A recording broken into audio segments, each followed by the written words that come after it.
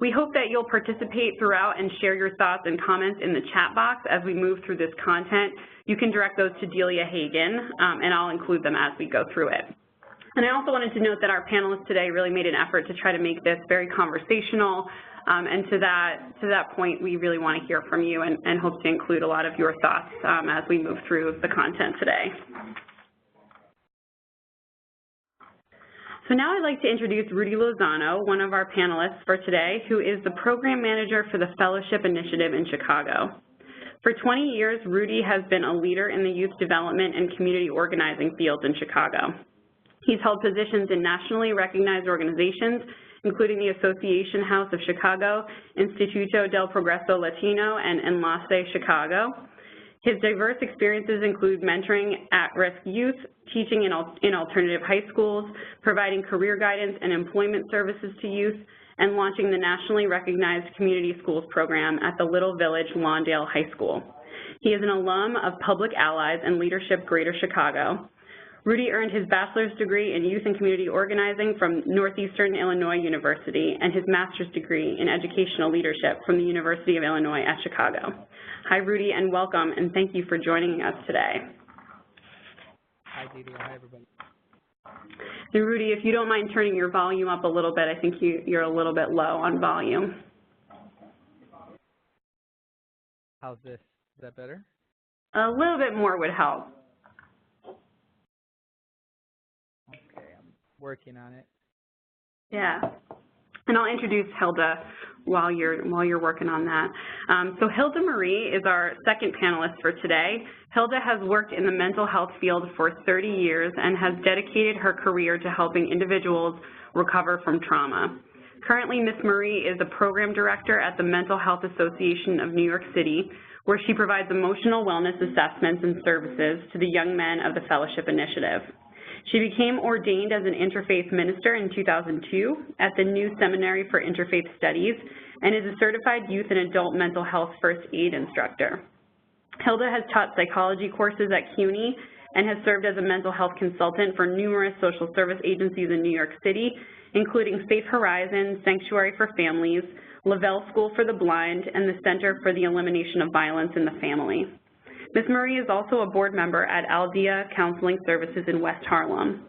Hilda holds a bachelor's degree in psychology from York College and a master's degree in psychology from the City College of New York. So welcome, Hilda, and thank you for being with us today. Thank you, Delia. I'm excited to join you all. We have had a great planning session right before this, and I think we're just really looking forward to talking with you all about this really important topic. I just want to check really quickly, Rudy, with you to see if your volume's doing all right there. How's this? That's better. Thank you. All right, so before we do anything else, we want to see who's on the call today. I think we have a somewhat small, intimate group on this webinar, which is great because it'll allow us to have more of a conversation. So we wanted to have you quickly introduce yourself by telling us who you are.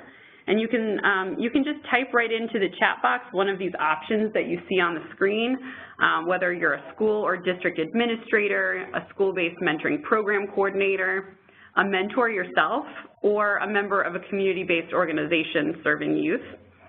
Or maybe you're somebody else. Maybe you have another interest in today's topic. And so we'd hope that you can type right in to the chat box and tell us something about yourself and who you are, what role do you play in the lives of young people, or why you're interested in today's topic on supporting youth in the wake of violence and trauma. And you can direct your responses to everyone or to Delia Hagan, and we'll give you a minute to do that.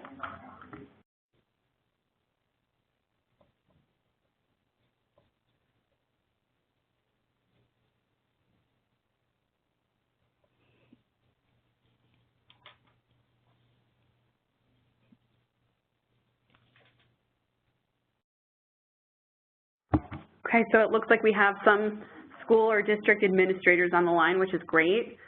We also have a few mentors, which is wonderful as well, so folks who are working directly with young people. We have a consultant, a program consultant for a Department of Education on the line. Glad to have you as well in the role that you serve in the district. So it sounds like across the board there's quite a number of different folks. Looks like some folks from community-based organizations as well. Yeah, a few folks from CBOs or youth development organizations, and then others who are from the National Center, other national partners who are supporting this work.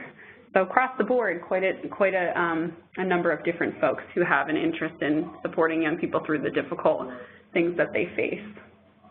Thank you all for being here.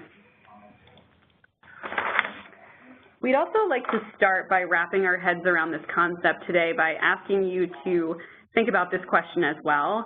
We wanted to start by thinking about what would you do first if a young person came to you and shared an experience that they were facing with regard to violence or trauma. So in whatever role that you play in young people's lives, where would you start? What would you do first if a young person came to you and shared something that had happened to them, or something that they had witnessed or experienced as a part of their community, family, something that happened to them in their lives, something they observed related to violence or trauma? So we want you to choose one of these three options, and keep in mind that there's no right answer, but we want you to think about your rationale for why you would choose to start with whichever of these options.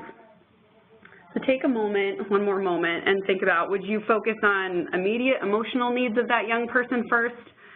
Would you focus on their physical or psychological safety? Or would you focus on problem solving and resources? And just go ahead and type your response in the chat box, maybe add a comment about what your rationale is, and know that we're going to dive into this, this topic a bit more based on what you all share.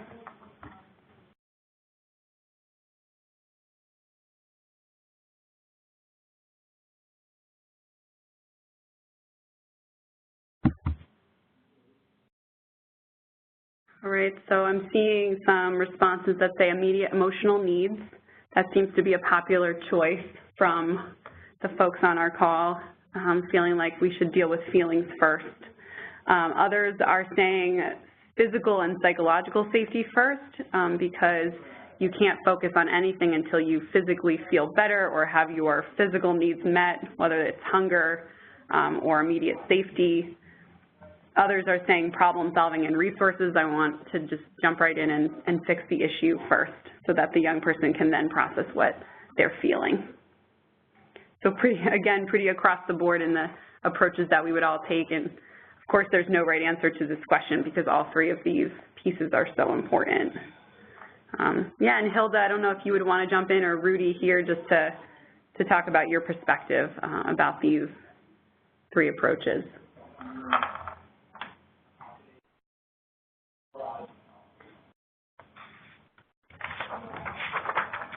So it's often hard for us as adults to know where to start when young people come to us and share a difficult experience that they've had. But what we do know is that adults in a school environment are positioned to support young people in processing difficult experiences that they have inside and outside of school. So that's why we felt that it was so important to have this conversation with the folks that are on this line today, professionals who are working in school environments or who are influencing staff in school environments or who are working directly with young people in those environments. So you all have shared some important considerations and thoughts, and that's what we're going to be talking about in more detail in just a moment.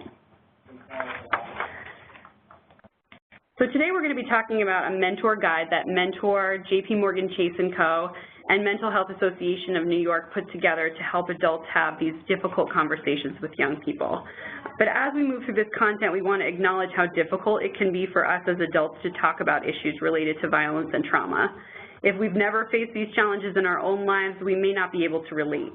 If we've faced them, then we may be somewhat triggered by these conversations. So we just wanted to start us off by, leaving you with this question to kind of think about as we move through the content today, and we hope you'll type in ideas or thoughts as they come to you. How do we take care of our own emotional needs as these issues arise? It's such an important question with us into all of these conversations. Take care of our needs as these issues arise. Okay.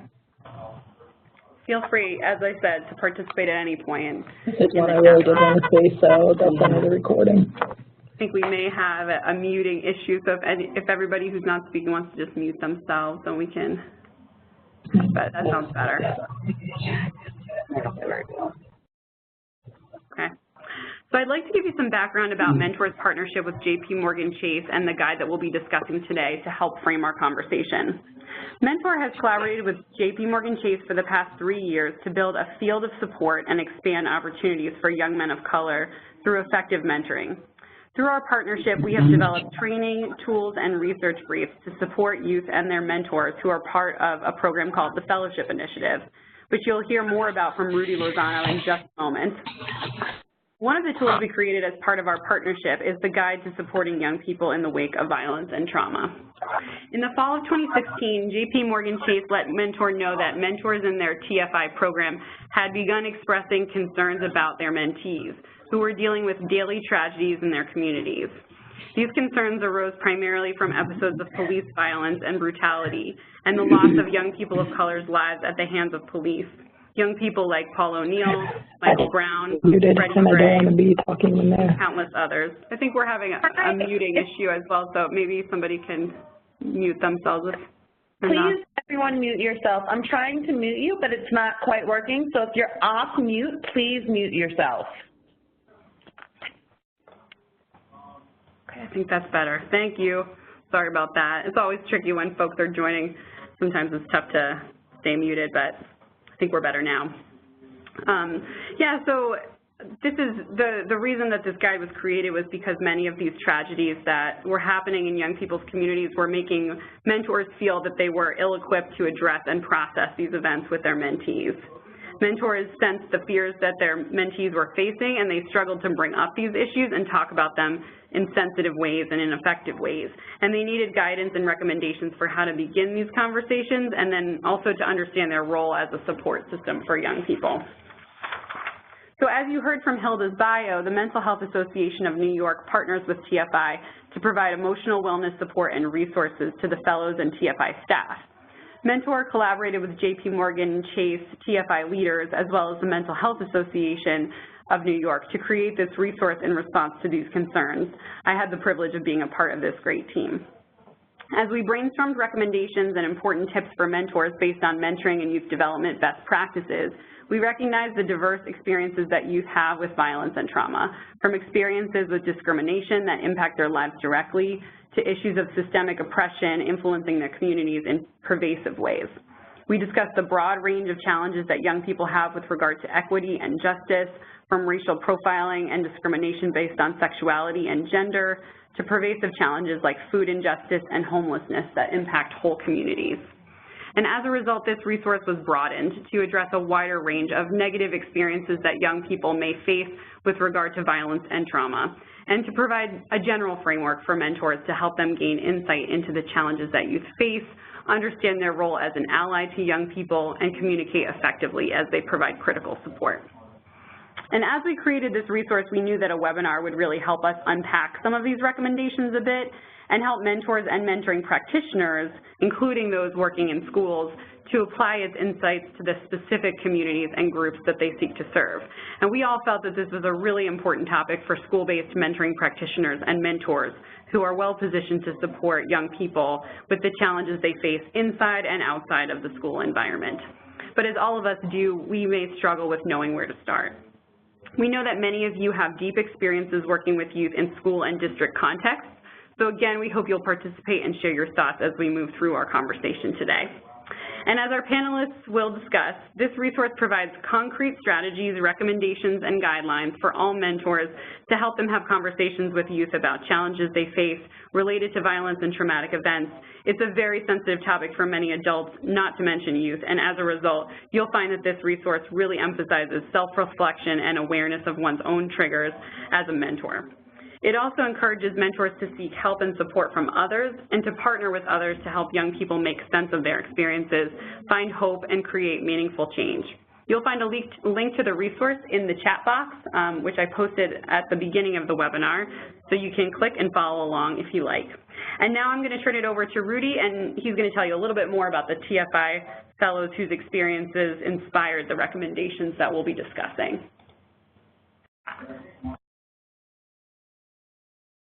Hello, how's this level of conversation? Does this work for everybody?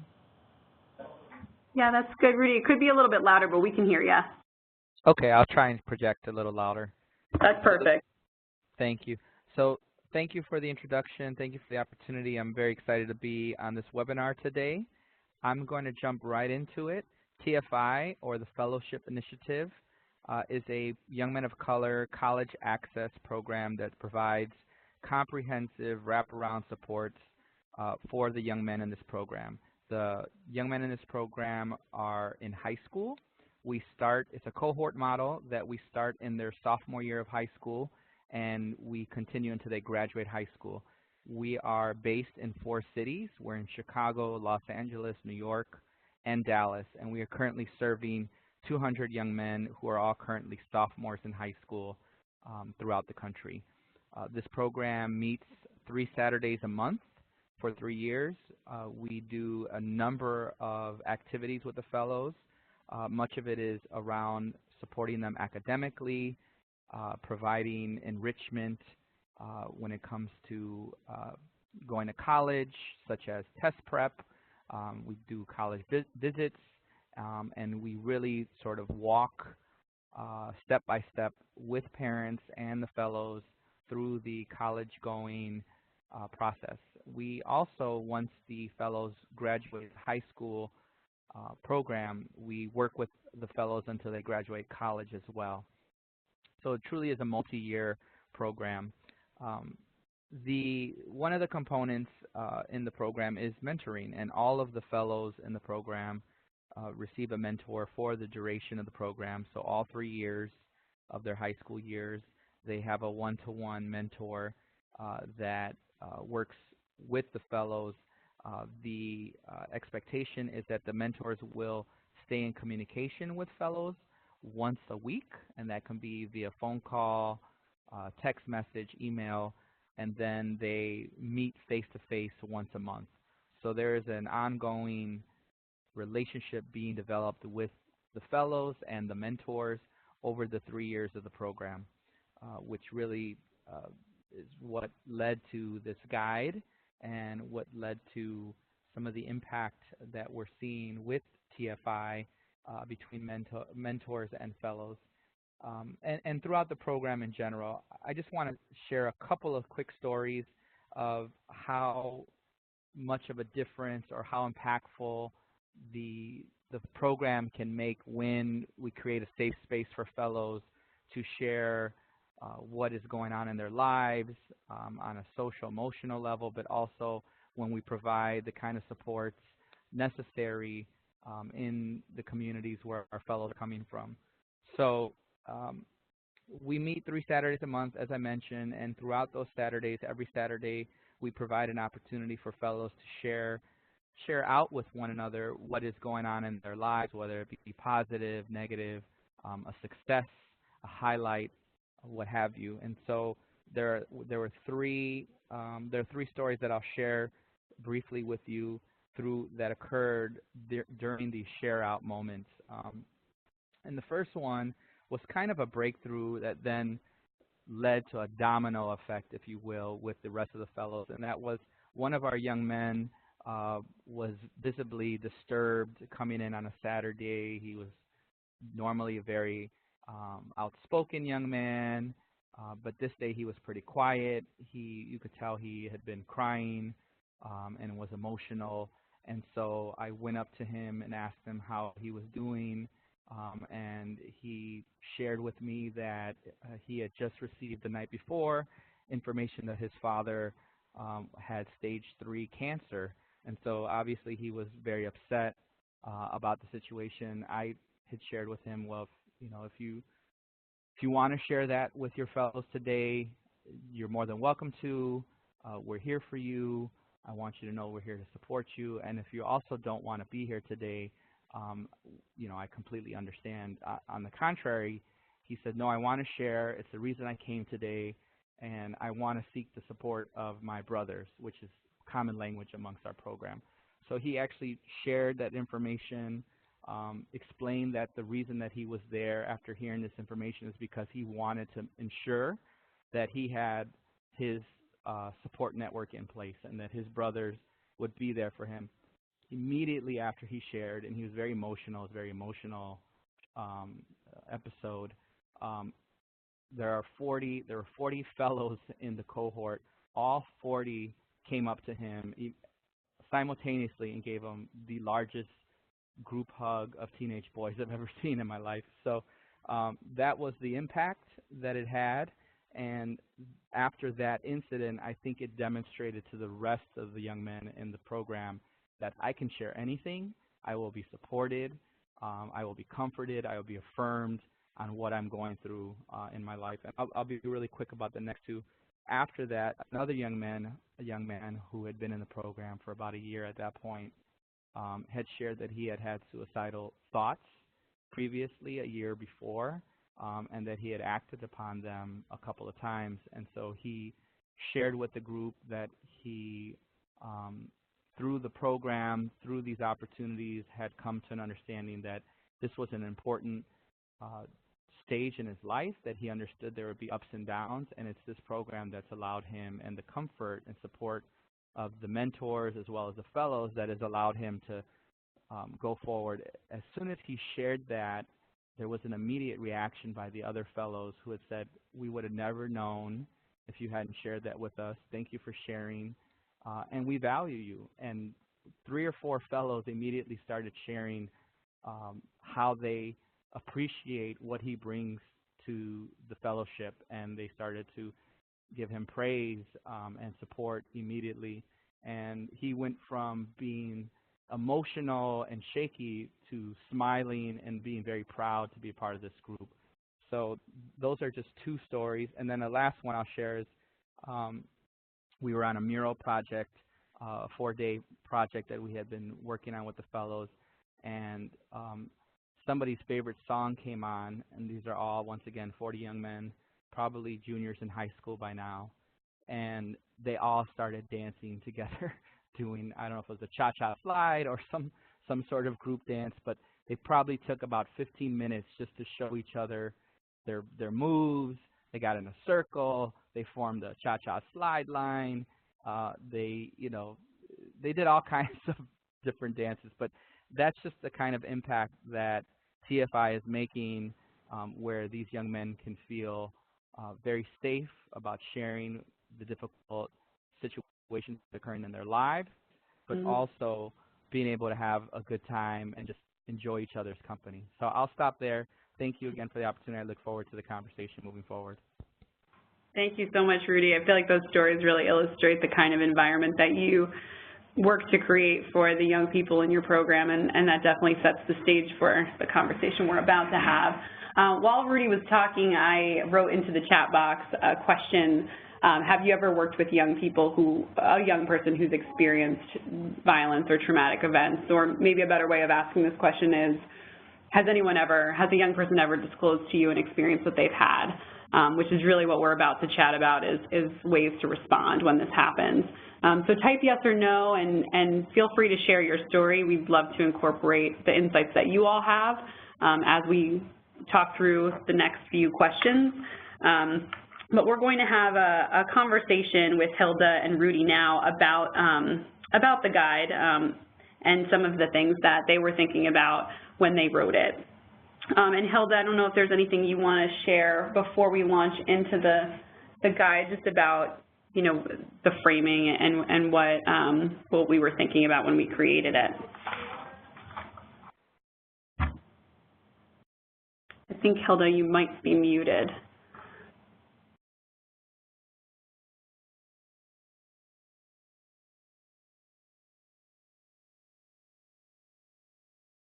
Yeah, it sounds like Hilda is still muted, so give us just 1 second to unmute her. Hilda, you should be good to go now. Okay, hello? Go? Yes. Excellent. Yes, so one of the experiences that we encountered in working with the young men of the Fellowship Initiative is that there were a lot of challenges that they were facing, which made it almost impossible to fully focus on the things that young people of that age, 14, 15, 16 years old, should be focusing on, which is school, social life, family life. There were a lot of incidents of traumatic experiences in the history of many of these young men, and we realized that this was having an impact. It was carrying over into their daily lives, but it was also carrying over into their group experiences, such as when they meet at TFI and when they meet at school. And so we started challenging this notion or this misconception that young men of color aren't willing or open to talking about their feelings. Although sometimes social and cultural norms may discourage open sharing, we've had the opposite experience, and we created the right space for these conversations to happen. And so the first thing I want to say when I talk about a space, it doesn't have to be a physical space. I really mean that you, the individual who cares about this person, the individual who's connecting to this young person, you are that space. And that's often how I generate conversations with the young men we work with. I'll tell them, you don't know me, but as we get to know each other more and more, you're going to realize that I'm your safe space. You can come here with anything. Any topic is, okay, nothing's off limits. And sometimes it takes years for them to sort of tap into that resource. As I was sharing with Julia and Rudy before the call, I've had fellows who are now in college and graduated from the program reaching out to ask for support or for counseling referrals.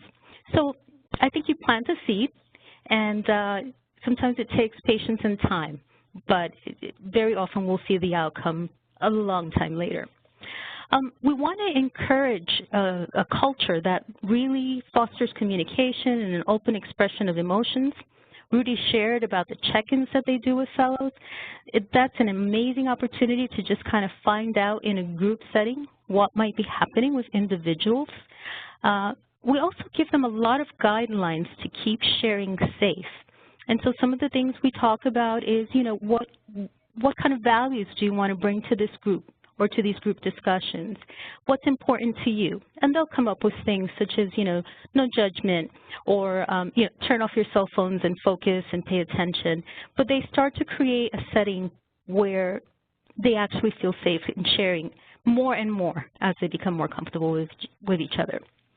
I think that if we ask the right questions, we can generate conversations. Sometimes they need a little bit of prompting.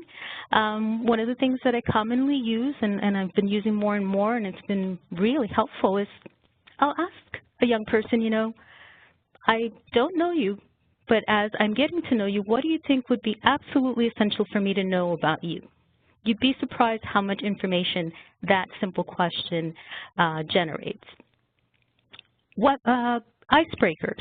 So for example, if someone is a little bit hesitant to share, maybe asking them, can you describe how you're feeling today using a weather pattern? Can you describe what your week was like using the title of a song? And so these opportunities can generate also conversations if they're a little bit hesitant to speak. We want to also understand that young men of color, especially, may express their emotions differently, and we'll talk a little bit more about that. And so we have to be attentive to the cues and signals when they are open to discussing things. We may miss them if we're not aware of them. Thank you so much, Hilda. And as you were talking, some folks did chime in the chat box just about their own experiences with this topic. So I wanted to read out those responses. One person said, yes, I'm a social worker in a low-income community that's currently being revitalized where everyone is losing their housing. So trauma counseling is something that we address daily. Another person said, yes, unfortunately, I've had too many of these conversations to even enumerate.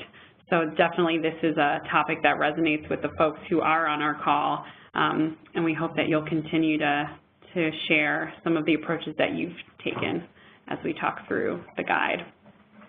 Great. So to launch into the guide itself, the guide is organized into 4 sections, and the first section of the guide is about preparing for these conversations.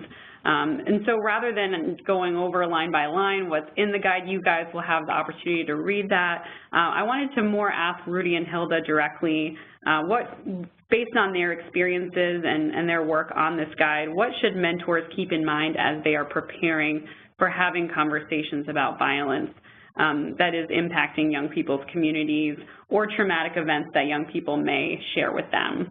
So maybe we'll start with you, Hilda. Sure.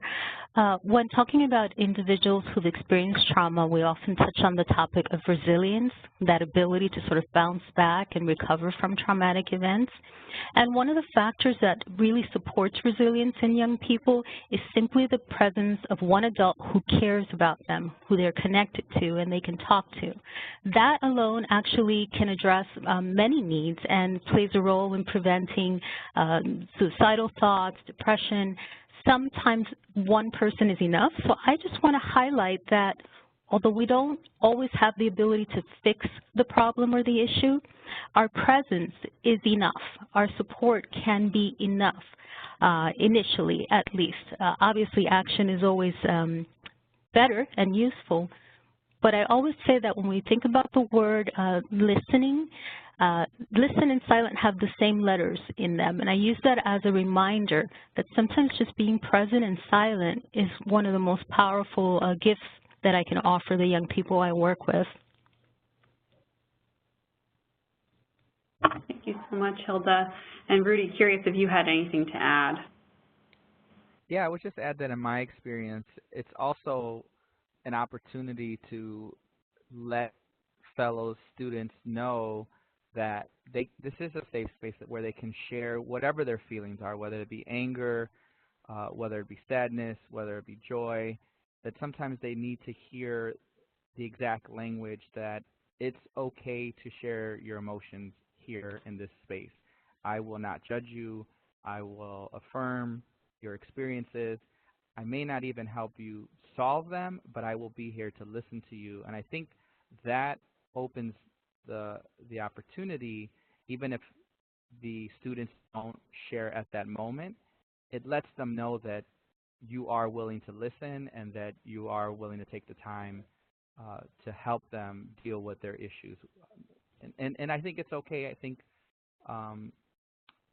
this was mentioned already by Hilda, to also say, I may not be able to solve your problems, but I'll help you get through whatever you're dealing with as a support person. And we'll together find someone who can help solve or resolve or at least approach these issues with some strategies and some coping skills. So I think, you know, going back to my point, it's just about letting them know it's okay, that they don't have to hide whatever their feelings are in this space or during this time, and that, you know, there are also, I was sharing with Delia and Hilda that there are times when you may not expect information to come forth when having a conversation with a student.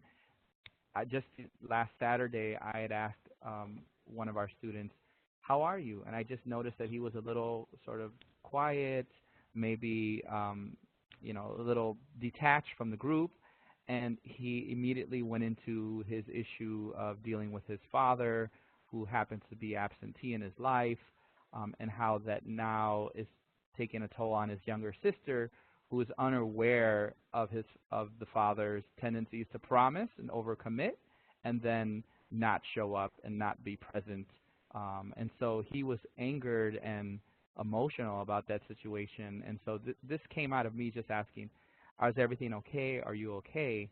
And he immediately shared all this information. So, you know, I think one is to always be prepared. Two is to always be an active listener. And once that space is created, these emotions will come out. And as Hilda mentioned, this goes against, you know, whatever thinking there is that our young men in particular are not sharing.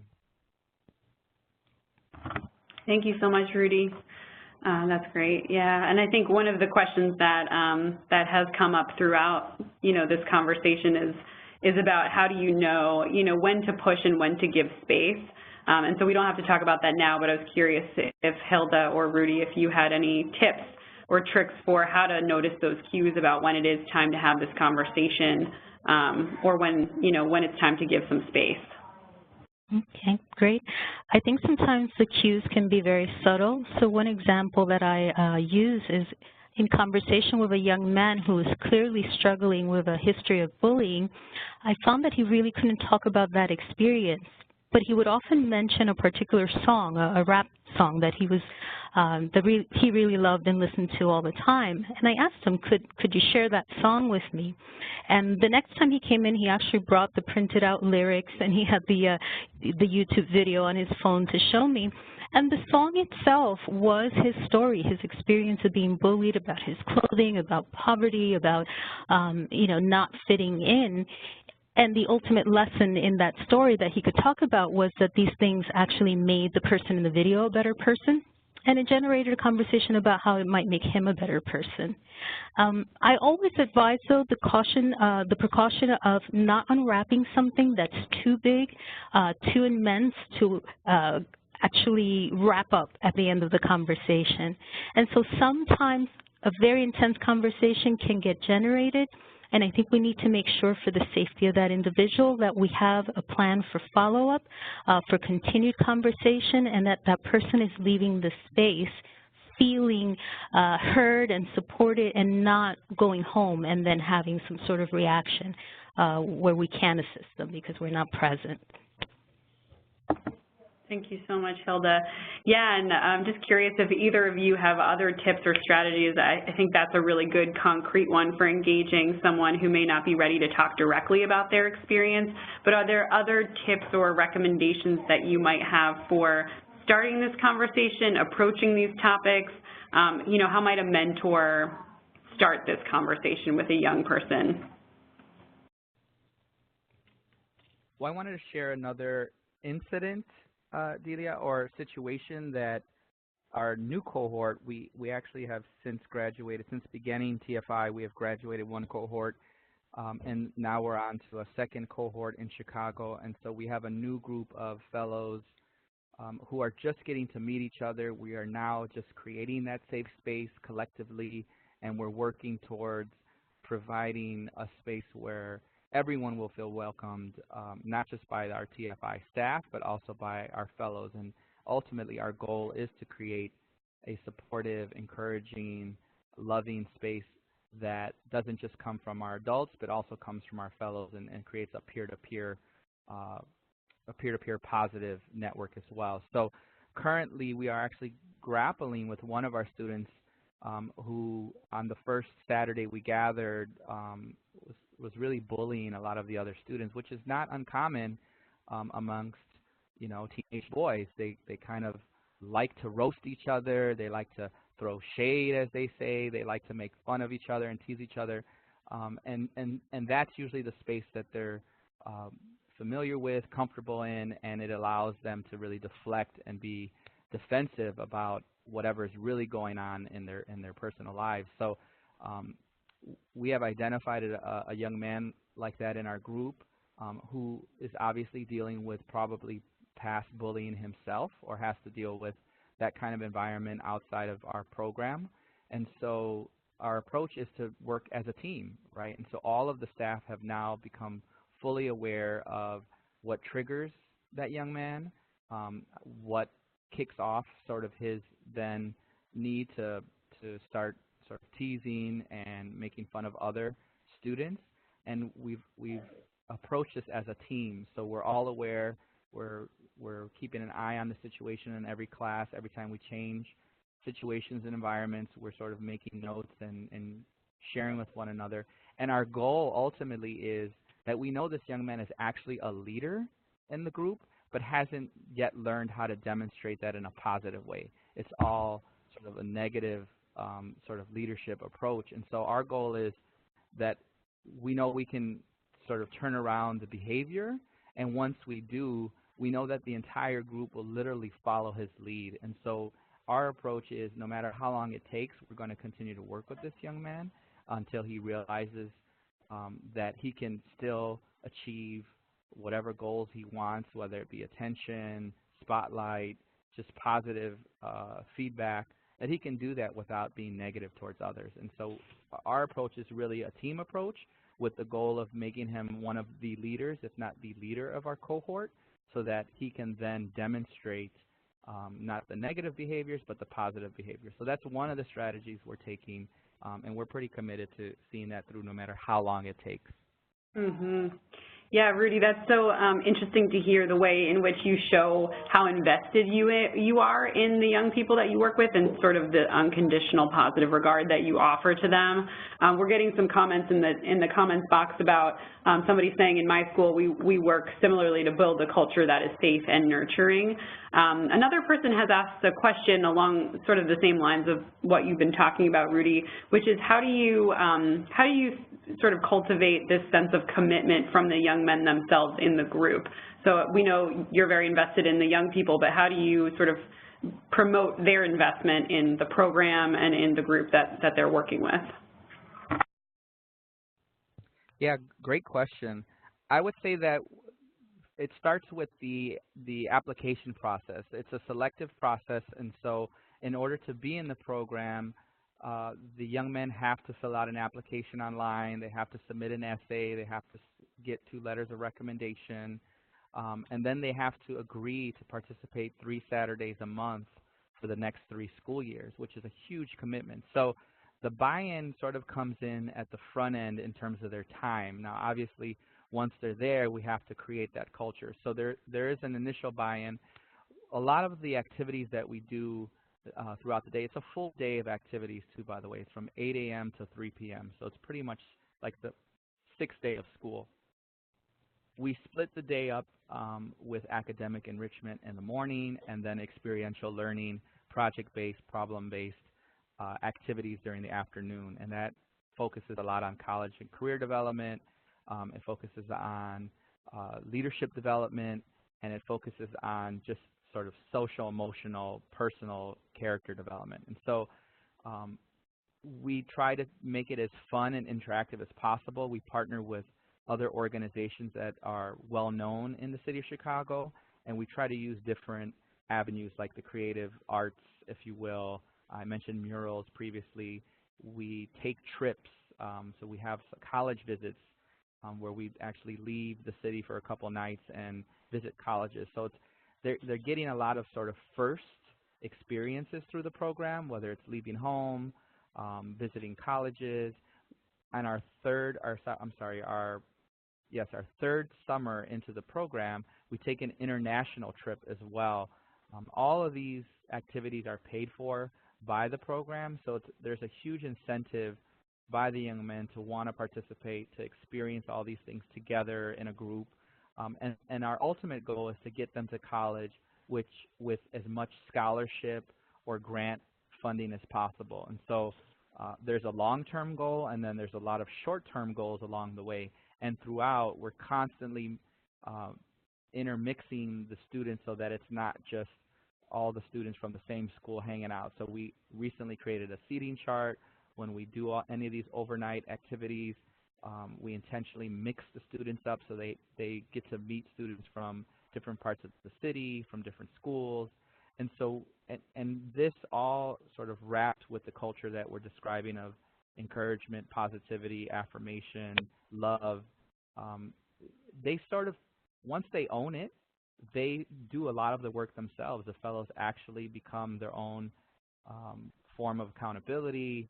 They're checking in with each other in a positive way. It kind of starts to do its own thing, and with the consistency that we provide on Saturdays, it provides for a natural sort of structure to do all this work. So it's pretty amazing, and I'm pretty excited to be a part of it.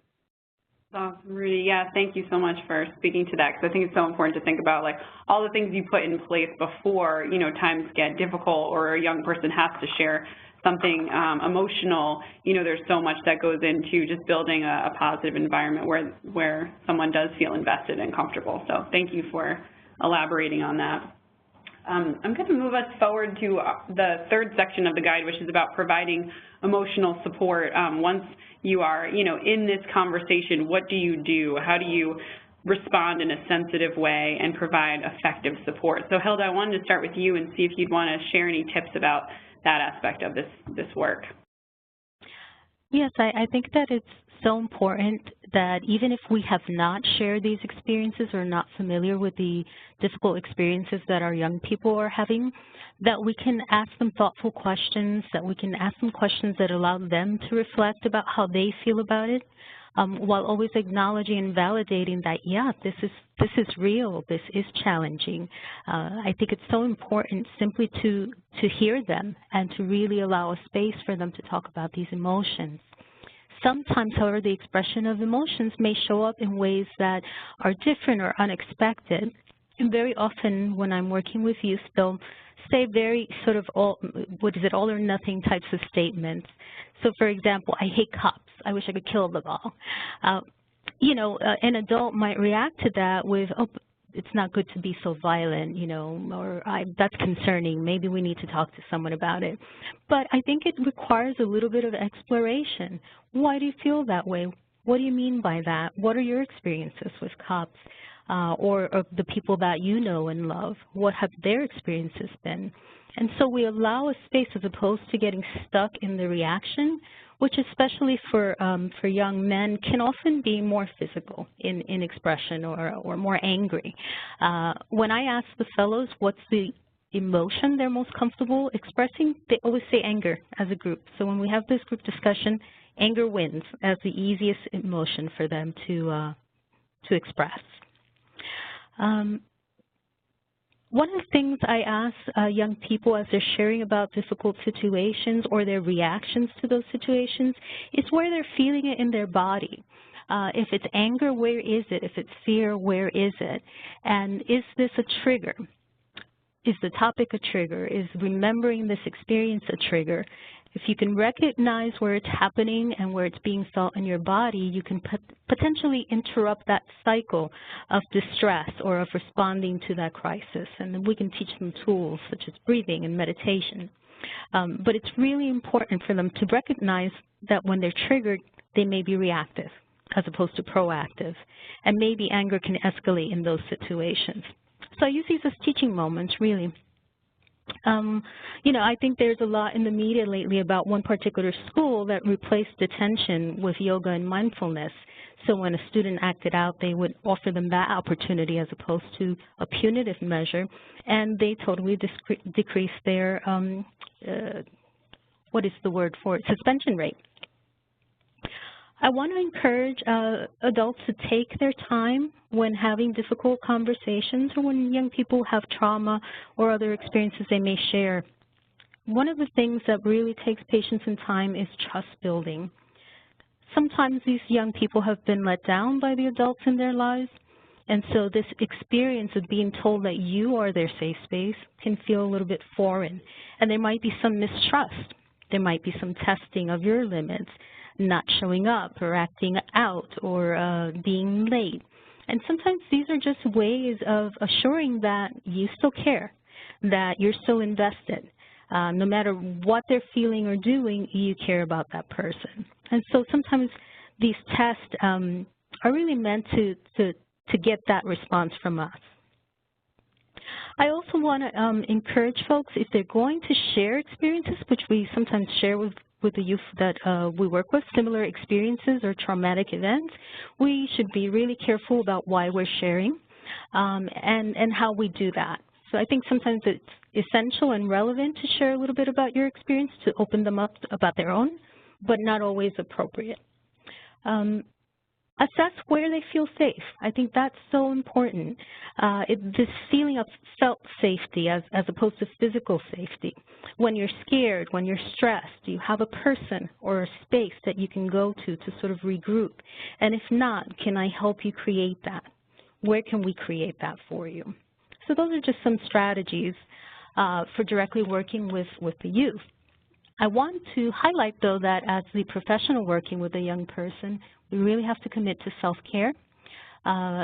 We model that for the person we're mentoring or teaching, And there are so many ways to do that, but one of them sometimes is just stepping back, reflecting, taking time to vent or talk to others about our experiences, seeking supervision or guidance, taking a break from the situation sometimes is also healthy so that we can come back regenerated and be more helpful. Thank you so much, Hilda. Those are all just fantastic tips, really helpful concrete strategies. And Rudy, just curious if you had anything to share for this one. No, being that we're running out of time, I'm happy to wait. Okay. Okay, that sounds good. Well, maybe you may want to kick us off for our last question, which is about the final section of the guide, which is really about building community and creating connections for greater impact.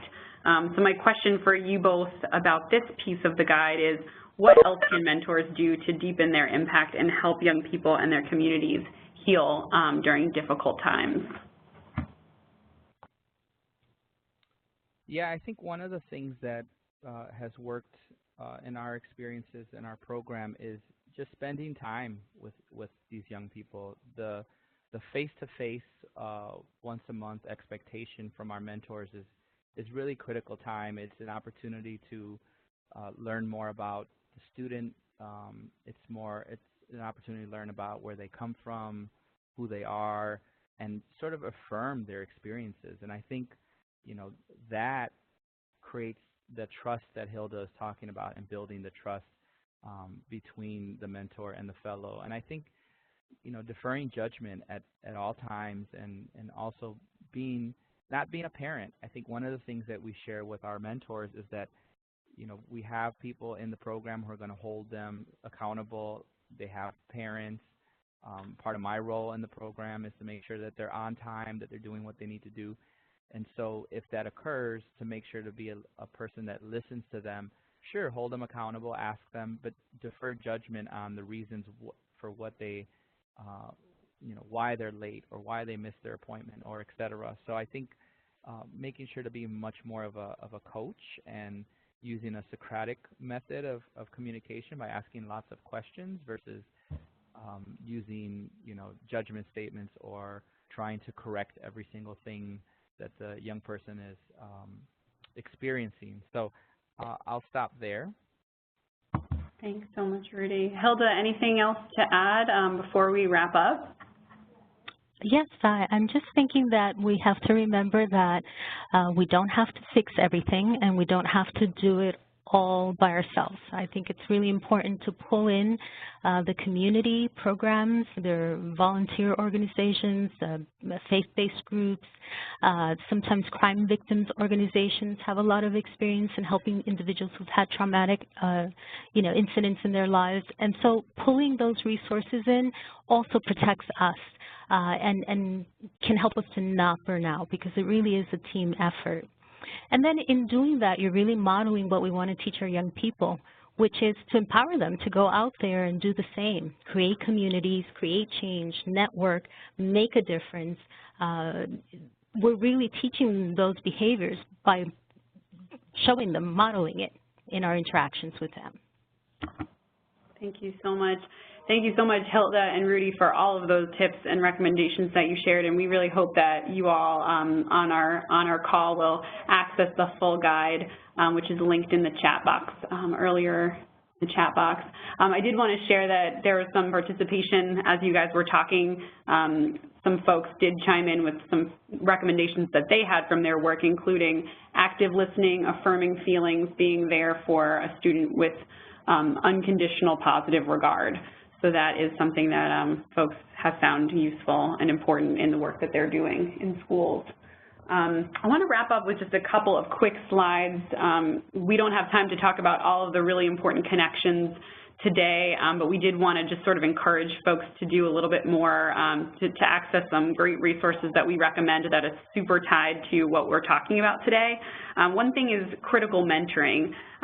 So based on critical race theory, critical mentoring recognizes that young people are living in toxic environments, plagued by systemic injustice, discrimination, and inequality. So a lot of the things that we were talking about today definitely relate to this framework. And so we want to sort of think about the way in which mentors, rather than simply helping young people adapt to these toxic environments and the challenges that they face, can actually help in partnership with young people to clear the air and purify the water that youth exists within by really addressing the racial, social, and economic toxicity that impacts their lives.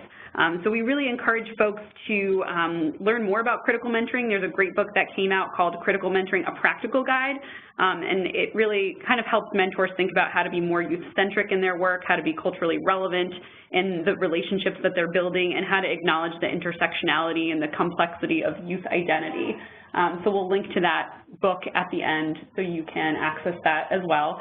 Another thing we didn't have time to get too deeply into was trauma-informed mentoring, although this framework really shaped a lot of the recommendations that you'll find in this guide.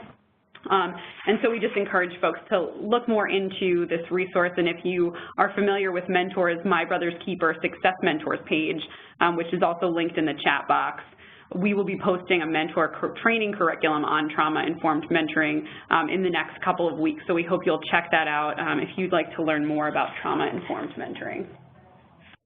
So we didn't have time for a ton of questions, although we were able to take some during the call. We really appreciate everyone's participation. We just wanted to suggest a few next steps as we wrap up, which is number one, to read the guide. Once you get this PowerPoint deck, you'll be able to click the links on here, supporting young people in the wake of violence and trauma, which is what we were talking about today. Critical Mentoring, A Practical Guide, the National Mentoring Resource Center, which is chock full of mentoring resources, and of course the National Center listserv, which will help you stay connected to the resources that the center provides. We've got some references to share with you as well. So at this point, I'm going to kick it over to Chantel just to wrap us up, and just want to thank Hilda and Rudy so much for all of the insight and the stories that you shared with us today, and to our incredible participants as well. Thank you, and thank everyone. All right, thanks everyone. Thanks everyone for attending today. We hope that you found it helpful and informative. I just want to remind you that the webinar was recorded, and in your chat box right now you'll find a link to this, the center's temporary website where you can find this webinar in about 2 days, and you can find all of our past webinars there as well. On that note, have a great afternoon, everyone. Thanks everyone. Thanks Hilda. Thanks Rudy. Thank you. Yeah. Thank you.